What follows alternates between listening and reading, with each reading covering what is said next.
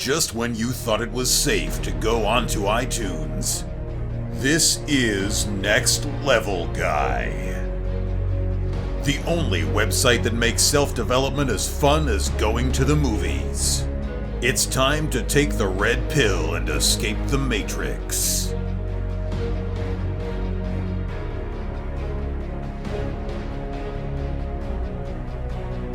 What's happening, guys? It's time for another episode of the Next Level Guy Show podcast with your favourite tutor, Ian Dawson Mackay. Next Level Guy is the go-to men's interview, interest and improvement website where I quiz the experts to find out the hacks, tips, methods and protocols that you can implement in your own life to take it to the next level and live happier, healthier, wealthier, sexier and so much more. Today's guest is Pat Flynn.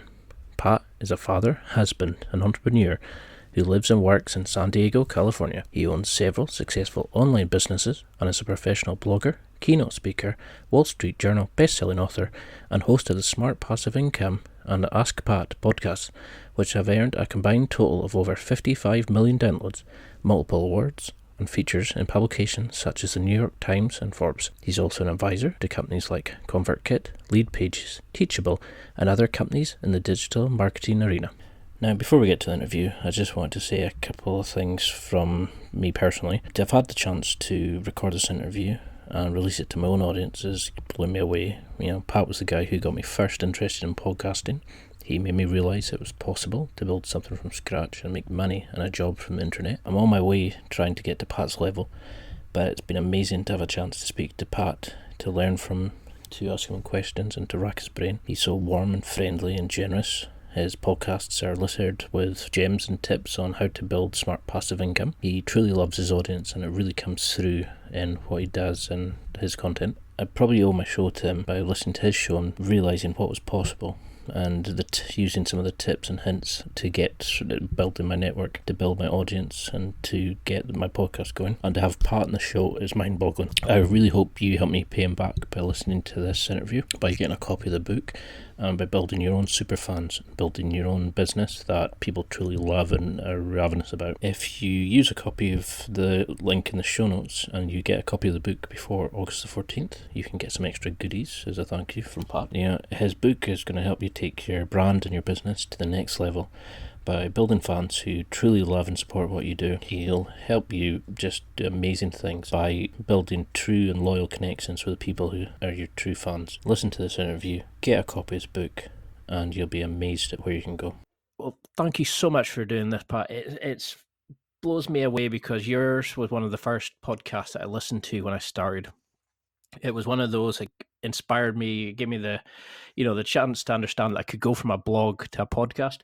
And there was a chance to actually do this for a living, something I thoroughly enjoyed. But, you know, for those who are maybe not aware of you, can you just give a quick background about, you know, what the book's about? You know, what's your credentials in that area? If you met somebody in a lift and had to give them a hard sales pitch for, say, 30 seconds? Yeah, and thank you again for having me on. You know, Superfans is about creating magical moments for the people who are in your brand to help you grow your brand. Versus what a lot of people are focusing on now today, especially in business and social media and emails, is just the numbers, right? Growing more followers, more subscribers, more fans, and that's okay. But the problem is when everybody's focusing on those things and getting more people in their brand, well, then everybody's end game is the same. It's let's get them in and that's it. Versus what can really help you stand out and help you grow your business is creating those moments after a person finds you. How are you going to get them to understand that you're their go-to person or can become their favorite? How can you make them feel like they're a part of the community so that they'll continue to come back? And how can you get them to love the brand so much that they're going to spread that message for you without you even having to ask? How can you get them to a point where if there were trolls or haters out there, how are you going to get them to step up and defend you even before you know those trolls exist? This is future-proofing your business, which is so important today, especially because of the ever-changing environment that we are doing business in right now. And we're already starting to see a lot of the repercussions of where we've built our businesses on other people's land. Facebook, Instagram, emails. It's getting harder and harder to reach people, even though they have, subscribed to us or have become a follower. They're still not seeing everything, even on YouTube as well. The algorithms are just getting in the way. However, you can build for those super fans. Those are going to be the people who will make sure to always be there for you. And these are the repeat customers. These are the people who are gonna, if you're a musician, they would drive 8 hours to see you. This is what Kevin Kelly says, who really inspired this book. Kevin Kelly wrote an article called "1,000 True Fans" back in 2007, which really inspired me to run my business the way that I had. And he basically says that you don't need a blockbuster hit to create something really amazing and successful. You just need, if you had to put a number to it, 1,000 true fans. Because if you had those fans who were in love with what you did in your craft, your art, your creative, whatever it is, if they were to pay you $100 a year, which is on a very low end, that's less than $10 a month for your creative, for your art, your coaching, your service, whatever. 100 times 1,000 is your $100,000 business. It's six figures right there. And if you want to put this into even more perspective, that's that's a fan a day for less than 3 years. So to me, when I first started out, I was like, wow, I don't have to create the next Excel. I don't have to create the next eBay or the next PayPal or some giant business. I can actually just find a small group of people and serve them in the best way that I can. And what I did back in 2008, after getting laid off from the architecture space, was I helped people pass a particular exam called the LEAD exam. And that exam was a big pain point for those people. However, most people have never even heard about this exam. And I remember after starting that business and doing very well with it, I remember getting an email from a woman named Jackie.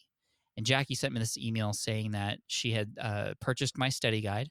And within a few weeks, she passed the exam. She had been studying for over a year and found my stuff and then passed. She was so ecstatic that she was like, I got a raise, I got a promotion. I want to invite you and your family to dinner. Like, can we just, whatever I can do to help you, please.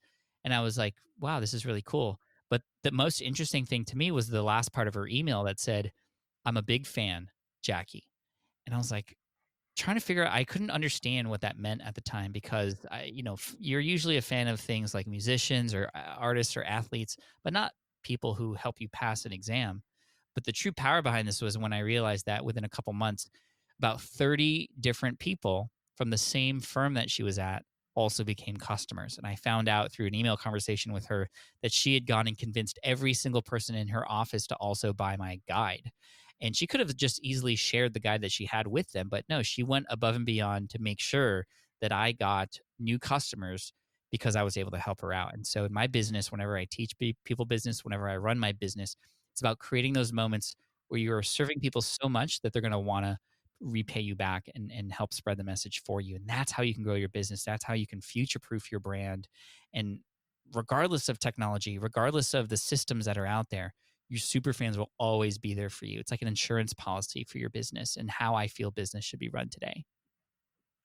I mean, I love that because that's what's been puzzling me is this book has come at like the ideal time for me. Because I'm up to about 60 episodes of my podcast and I've interviewed some amazing people and hopefully given some great advice, from them and sort of mind the, hacks and things that can make life successful for people. And then I thought, oh, wait, there's plenty of transferable things from your book that anybody in any industry can use. And I was like, oh, brilliant, we can come. But why do you think some businesses are not doing this? You've mentioned some amazing examples in the book and some stories like, about Lego and things like that. Mm-hmm. Why are businesses kind of sticking to the old way of doing things? Why are they not kind of evolving and falling into this sort of super fans, giving back, building connections? Is it just they're not understanding the way the changing dynamics of that kind of environment? I mean, that could be it. The truth is, I think it's because it's hard to measure, right? And we love numbers, we love analytics and data is important, but I think we get so just kind of persuaded by those numbers where we want more followers, we want more fans, we want more subscribers, but like all that's for nothing if you're not building a relationship with those followers and fans and subscribers. And it's hard to measure. Like how do you measure whether or not a person is a fan of yours? Well, is it a certain dollar amount that they're spending? No, not necessarily, because a super fan might be one of the, somebody who isn't able to spend money with you, but there's somebody who has a loud voice who can spread your message for you and without you even knowing, invite 10 new people into the business who will become repeat customers, in which case that person then becomes somebody who's worth so much to you without you even knowing it. It's these byproducts that happen when you have super fans that become really amazing. And some of these things are unknown opportunities. Like I've had opportunities to get involved in Hollywood as a result of fans who have been a fan of my work, which is just kind of ridiculous. But those aren't things you can Mhm. measure. But those things happen when you focus on those magical moments. And this is why people are a fan of you. You mentioned Lego. They really treat their fans like they actually care, because they do. You often hear Disney used in these examples of creating magical moments too, with their customer service and the way they go above and beyond to make sure everybody's treated in a very special way, and creating these little surprises here and there. And it resonates when you're at a Disney park, when you're on a Disney cruise, when you receive Disney mail, when you receive a Disney email. It's all in there and you could see it. But it's because they know that it works. But I think smaller businesses, especially when you're so focused on ROI, it's hard to determine the ROI. But I think I think we all know it's there, but it's not it's not numbers, so it's not measurable. Therefore, it's maybe not important, even though it, to me, is the most important thing. Yeah, 'cause I couldn't understand it. I mean, I was reading some amazing examples, and the way you wrote the book, it kind of knits it all together, and it explains it in great detail. And it kind of shows the flow and like what a like the evolution of a business and how it can take you into uncharted territory and that. Um, so could you give an example for it? So say if you were dealing with me for my podcast, 60 episodes, but I wasn't getting people coming in back each time. Could you give an example from the book? Maybe what would you say every person doing should be the first step they do? Because you've given some amazing gems in the book, but what would you do to start this work towards a super fan? Yeah, and it starts at the beginning, which is kind of funny to say. But a fan is not created overnight, right? They're created by the moments you create for them over time. So the very first moment, that first impression, is going to be really important, because that's how you can sort of activate them or trigger them to go, oh, Ian is the guy I need to follow. And there's a certain number of ways that you can do that. Number one, really important, you need to understand the lyrics that your audience will respond to. Lyrics like in music, right? And when you listen to a song, if the lyrics are really resonating with you, you're going to be more likely to follow that band. Versus if the lyrics had nothing to do with your life or nothing that you cared about, then you'd be more likely to just, okay, that song's over, next song, please. And this stems to a story that I talk about in the book with my wife, April, who's a big fan of a boy band here in the US called the Backstreet Boys. And she was Mhm. telling me all about her love for this group. And I kind of rewound back with her to her first moment that she remembered with this group. And it was a special moment in her life. It was after she broke up with her boyfriend. She was 15, and she was listening to the radio, and this song popped on that she had heard many times before, but she never listened to it actively until this time, because she found that every lyric in this song was describing everything she was going through with her breakup. Like every single word spoke to her. And the song was called Quit Playing Games with My Heart by the Backstreet Boys. And that was her moment of activation, because they got the lyrics right for her in that moment. And you think about the Backstreet Boys, their target audience at the time was girls between 13 and 18.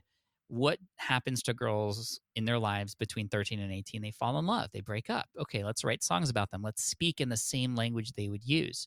So let's name it Quit Playing Games with My Heart. That's something a little kid would never say, an adult would never say, but a teen absolutely. So they played perfectly to their target audience. Their target audience now is between 35 and 45, but that's that audience has become fans for life, and they've grown with them, which can happen when you get those lyrics right in the beginning. And when it comes to businesses, it's about, okay, not just knowing, and I think we all know we need to know what the problems are of our target audience. That's key, and that's absolutely essential. But what's even more essential is how our target audience describes those problems. What are the words that they use? Those are the lyrics that you should be using with your audience on your sales page, in your sales copy, in your emails, on your social media, everywhere, on your blog, podcast, the way you say things. Can you say those lyrics that they would respond to? So knowing the problems and knowing what they say and how they say it. Secondly, offering a small, quick win. I'll tell you a quick story, Ian. I remember back when I was in architecture, I was a personal finance blog nerd. I read like all of them. And there was one in particular that I wasn't a huge fan of, because the name was a little bit off putting to me. It was called I Will Teach You to Be Rich by a man named Ramit Sethi, right? And people hear Oh that and yeah. like, oh yeah, like, I understand that. And I was more on the fans of like, I was a fan of Get Rich Slowly by J.D. Roth, Simple Dollar by Trent, and a number of other people, a number of other blogs. But what really got me into Ramit stuff was one particular article. It was a small article that he wrote, but it was an article where you could call your cable company and read a script that he wrote in this blog post. And in 15 minutes, you would save money on your cable bill. And I was like, 15 minutes, that's it? Okay. So I went during lunch break.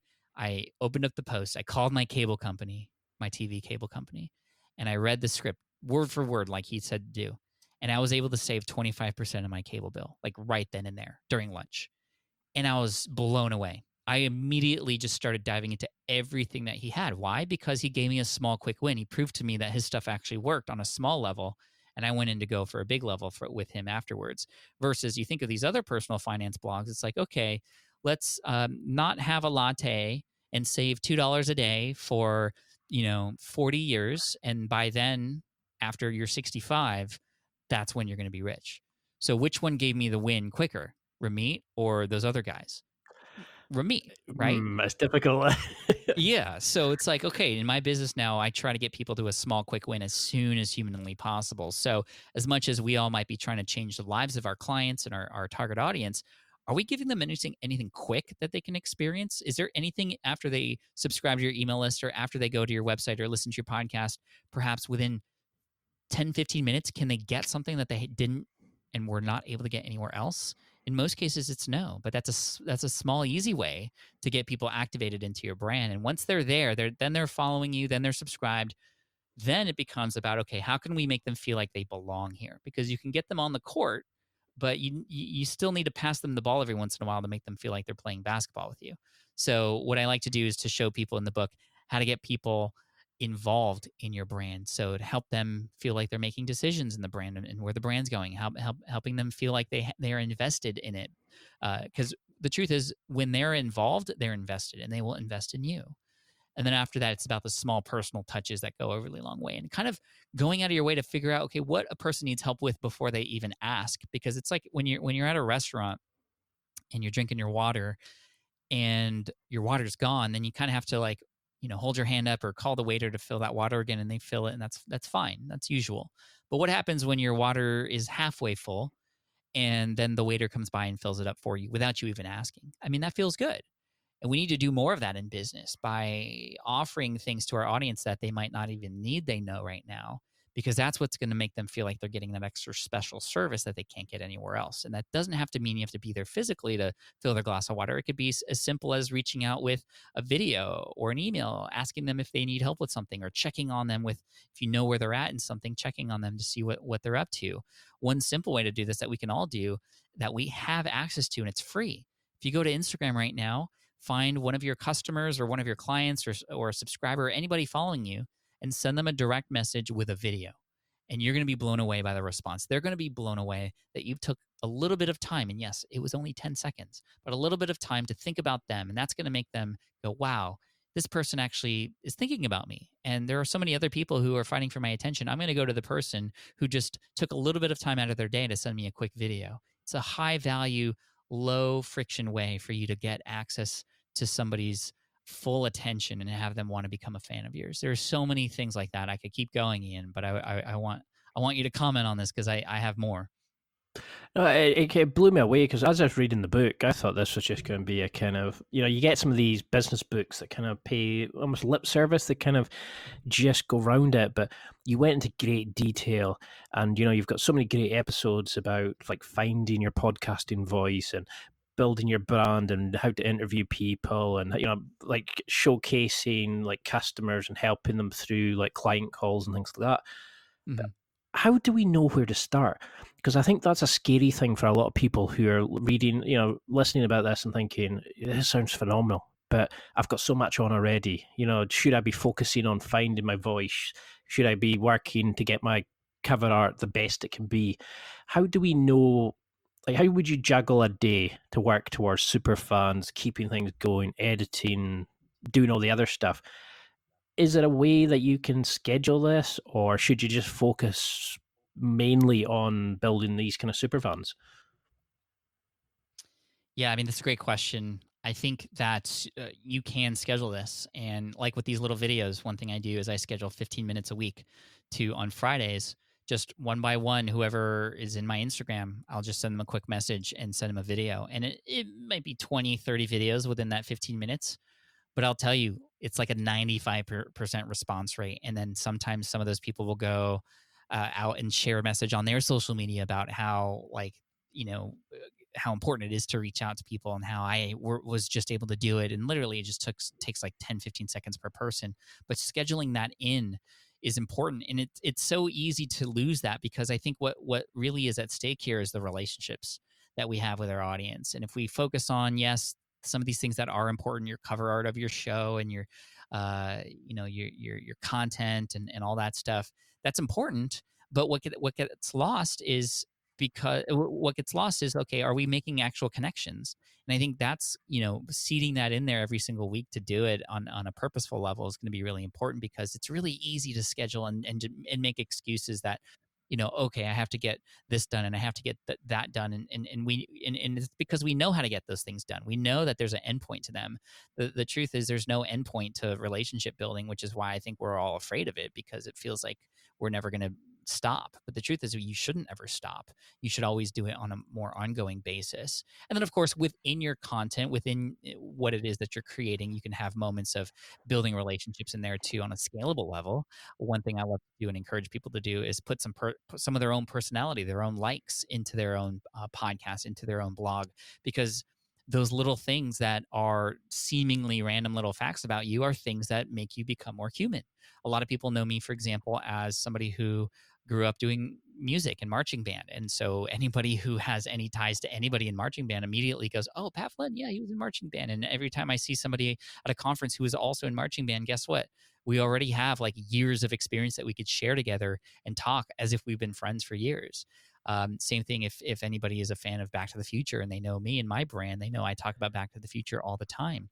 So it's really interesting, because we already have stuff that we can connect with. And a lot of people come to me, and the first thing they say is, "Hey, Pat, did you know that, they're doing a orchestral rendition of all the music from Back to the Future in San Diego?" Like, I got like 12 emails last week from people saying, "Hey, Pat, I like they're doing the orchestra's playing the music from Back to the Future in your hometown. Are you going to go?"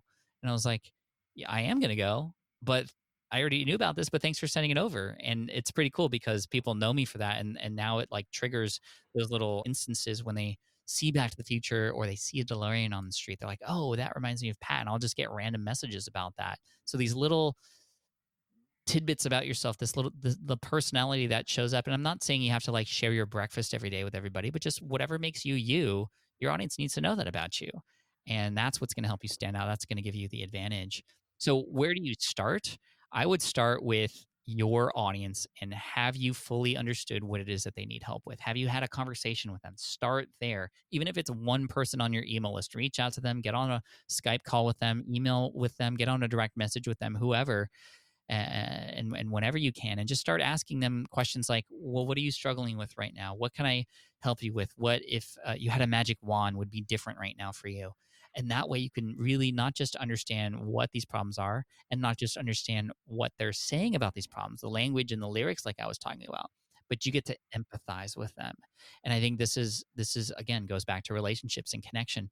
When you hear these stories and you hear about your target audience and the struggles that they're having, you're going to have a better understanding of who it is that you're creating for. And everything that you create will be that much more stronger, because there's a realness behind it. You're not just creating for like a made up avatar anymore.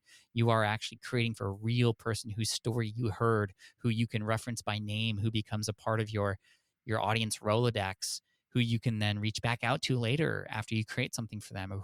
And that's how you can build these fans. Remember, like I said, 1,000 true fans, that's a fan a day for less than 3 years. And if you could just focus on one person a day, I mean, it's going to grow and scale and pick up steam. Because it's really hard not to ask a specific question about the book, because there's so many gems in there. But I mean, I feel would free. I'd literally need like about another 4 or 5 hours, because I had so many questions about like the opening the door, like the factory door and things like that, and how we can do this if you've not got any products, how you can start building this if you've literally got no one on your, your to-do list, like, your like list for the mails and stuff. But what's has been the smallest change you've made that's given you the biggest impact from writing the book, from understanding and going into this deeply? What one tip would you want people to remember from this to implement this straight away, apart from buying the book and reading it because it is phenomenal. But Thank you. what would you say to them is the main thing that if they only did one thing and waited to see how it affected them, what should they do? I mean, it's a mindset thing. It's realizing that your business can grow from the inside. That's the biggest thing here, and the biggest shift that needs to happen in business right now, because we are getting so involved in search engine optimization, paying for ads, all these things to grow from outside in. But that stuff is almost seemingly a waste of time if you're not focusing on the inside in as well. What happens to those people when they get there? So what I would come away from this interview with, and hopefully you pick up the book Superfans, and thank you again, Ian, for allowing me to share and even give some very specific advice here on the show, is just realize that, as much as we're spending time to grow our business from the outside, we should be spending that amount of time, if not more, which means, yes, perhaps cutting away some of the things that you've been trying to do to grow from the outside, but focusing on the experiences that your audience, that your subscribers, that your customers, if you have any, have once they're in your brand. And even if it's just one person, that one person also represents several many others that are out there. And that one person, like the case of Jackie that I was talking about earlier, can become somebody who can. So Jackie, my first super fan, who spread the message of my architecture website to 30 other members of her audience. She, you just need to find a couple of those, and your business will grow. It's a mindset thing. It's always a mindset thing, right? Like if you ever hear anybody give you like the one tip to do anything, and it's like a strategy, like the strategies change, technology changes, but the mindset behind those strategies won't. And the strategy of focusing on the experiences that your audience has to be a top priority. It doesn't have to be the only priority, but it has to be there, and that's what's missing. I absolutely love that, because too many people give here's the 5 steps you must do, rather than here's a way to actually attract people and keep them around and build a relationship. And that's why I love your book, because you're actually dealing with the people skills. You can teach a procedure and a protocol to anybody, but that's the hardest thing, is dealing with them, and actually building connections. And if you can change somebody's life, even one person, it's amazing to think that it could be something that's happened on your podcast, or something you've written in a book that could help change somebody's life for the better. Is there a thing about the book that, you've done some cracking interviews and podcasts? Is there anything that you've not had a chance to kind of talk about that you really wish somebody would ask you about? Yeah, I mean, it's a lot. It's large. Like, so we're building businesses, right? And I think a lot of people think that building a successful business is the end game, but to me, it becomes a launching pad for new and bigger and better things. Which is another reason why I think super fans are important, is because you can take these fans anywhere with you. Um, I think about my friend Cliff Ravenscraft, who's a very successful podcaster and friend and dear friend of mine. He started his online stuff by creating a podcast about the show Lost. And he was a huge fan of Lost. And he, by putting content out there and creating a podcast, was able to get a number of fans who are a fan of him and his wife and their theories about the show and all that stuff. And then, of course, the show ended. He actually had built so many fans that he was able to throw like a finale where people flew in from all around the world to come with and join him watching the finale. And it doesn't matter if they were disappointed or not, because I wasn't happy with how Lost ended, but it doesn't matter. What mattered is these fans came, and of course, Cliff had to create something new since that show was done. And he created a number of other shows, and guess what? Those same people who followed him from the Lost show followed him in every other show that he's done and have continued to follow him. And the same thing happens with me with a lot of the other projects that I have. I'm getting very focused now on education here in the US. And I have a lot of people who are fans of mine who are rallying with me behind my newfound passion for helping change education here in the US. And that help, that support wouldn't have been possible if I didn't focus on those experiences in my business. So your business can become a launching pad for other missions that you might have in your future and other projects that you might have. And you never know the ramifications and the potential positive consequences from that. until you do it. And I would just encourage everybody to realize that there's so much power that can happen when fans come that, I mean, you don't even know the opportunities that are going to come your way when you build this tribe. Well, I actually love your positivity. You're so warm, friendly. You deserve everything, every success you're getting. You do this like you make it seem so easy, and now you're giving away the golden secrets, that are going to help people change their lives. So I know we're coming close to the time limit, but for those people listening, you've got an open pitch. Why should people pick up the book? I'm rereading it for the second time. I'm making it my focus for changing my podcast. I can't give you a better compliment than that, but why should people pick up a copy?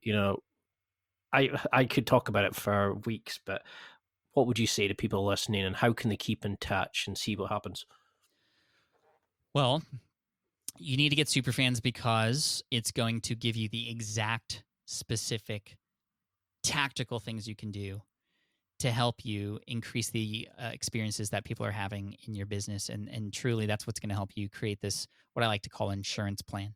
Because when you're building a business at any moment in time, they could, there's competition, there's algorithm changes, there's anything like that can get in the way. But especially because we're playing in a lot of other people's sandboxes, right? But this is your sandbox that you're building, and this is where fans come on and they become